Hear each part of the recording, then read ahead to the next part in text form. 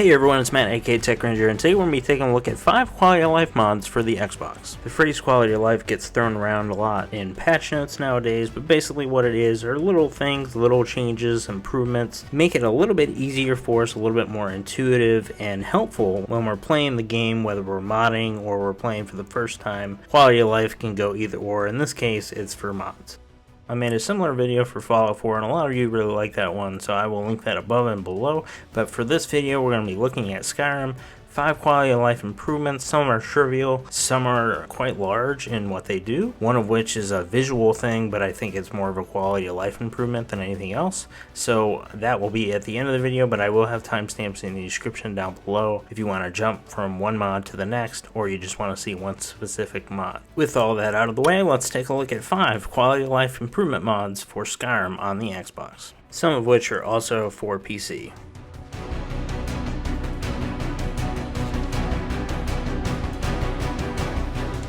Starting off our list is the item sorting mod, aptly named. Basically sorts everything in your inventory according to a simple structure. For example, if you have arrows in your inventory, and I'll say arrow, colon, and then whatever the arrow is, you'll see this naming convention a lot in your inventory, but what I do really like is the potions. The way they have them set up, they just say potion of whatever, and then it has a tiered system, so you can see which one is the, not so great one, and which one is the most bang for your buck, so to speak. The mod won't sort everything, but for the most part it does make a nice little list. Now everybody has a ton of stuff if you're still playing Skyrim, or maybe you're playing for the first time and you just get a lot of stuff. And the other great thing about this mod is it's not just your inventory, it also has to do with store inventory. Whenever I go to a shop I always look at the categories first, but maybe now you'll just look at that top category and scroll through the list.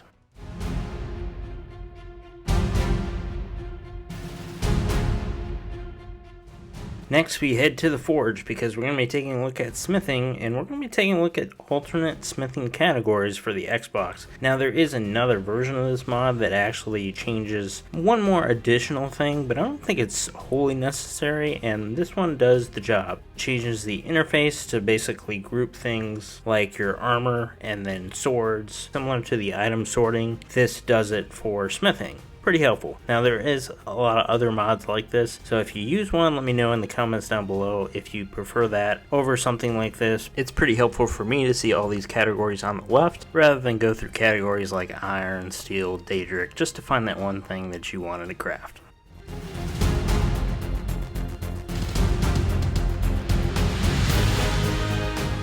Here is another small but very helpful mod, I think, just especially too if you're bouncing from Fallout 4 to Skyrim. You can see what is Radiant Quest and what isn't. For example, a Radiant Quest is things like your Thieves Guild and Dark Brotherhood missions. Thieves Guild kind of while you're in the Thieves Guild quest line, but then let's say the Dark Brotherhood, that's when you finish the Dark Brotherhood storyline, and then you get those repeatable quests. Those are Radiant quests. And you'll mainly see this marker under the Misc tab when you're looking through all of those quests. So this mod will be helpful, so you're not like just trying to do a quest over and over again and hoping it will end when in reality it probably won't.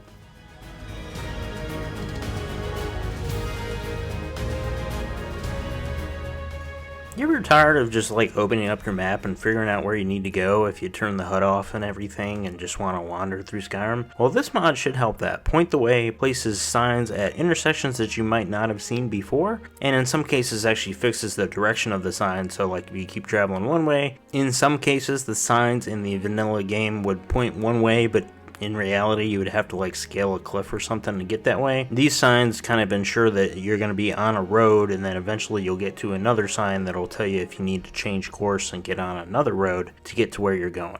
In this example, we see one sign on one side of the map, and then we're going to go to Solitude, which is on the complete opposite side of the map. And as you can see here, that one road will take us straight to Solitude, and it tells us exactly where to go. And on that path, we're going to run into another sign that's going to tell us if we need to switch direction or not. That's how the sign should work, right? So in that clip there, you see I'm kind of out in the middle of nowhere. Signs telling me Whiterun is directly behind me, but there are no roads. Instead, it's pointing down the road and telling me to keep going, because as you can see, there's another road that I'll have to turn left on to get to Whiterun. So you can start to see how some citizens are wandering around aimlessly and eventually get to where they're going. Another really neat thing about this mod too is that some of these road signs will actually show you actual towns or villages that were actually in the base game, but you just kind of happened upon, and eventually it would be a landmark, but there were no signs for them. In this case, you can see there are 2 locations on that sign which are on the map that I can clearly see because I've been there before. If you're just wandering around, you wouldn't really know that they were there because there weren't on any signs in the vanilla game. So if you eventually get to the point where you fill the map up with icons and you just want to wander around, this mod might be for you because it makes it a little bit easier to do so.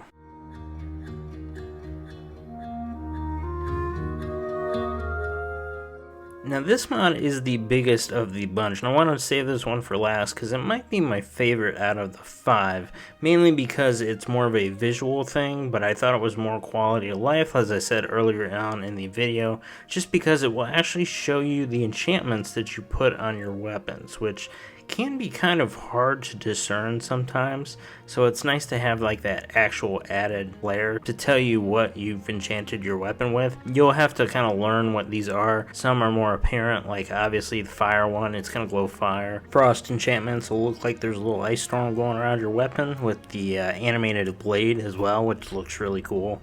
And then also you're going to have your shock one, which is kind of like fire, and then it's a little too much in first person, or it might bother you. So if that's something that turns you off, maybe this mod isn't for you. Those 2 to me were the most apparent.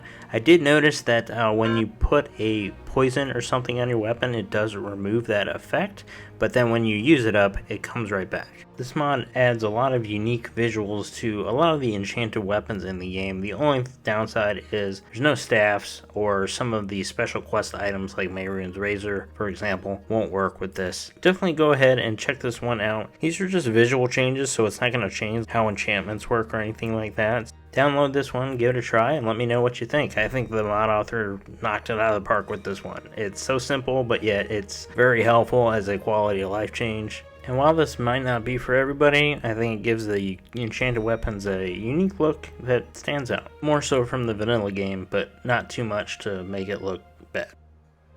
And that's going to do it. 5 quality of life mods for Skyrim on the Xbox. Not really big in size, but sometimes you just need to see some of these mods in action before you go ahead and download it. As with every mod video I make for Fallout 4 or Skyrim, I always find a ton of other mods that I want to make a video on, so leave a like down below if you want to see more of this. It's always fun to download mods and see what they look like, but it's also good to see it in video form. That way you can see what you're downloading before you actually do so. Let me know in the comments down below what you think of these mods, if you're using any of them, or if you plan to, or if you're currently using any quality of life mods in your game that you'd like to share with everyone.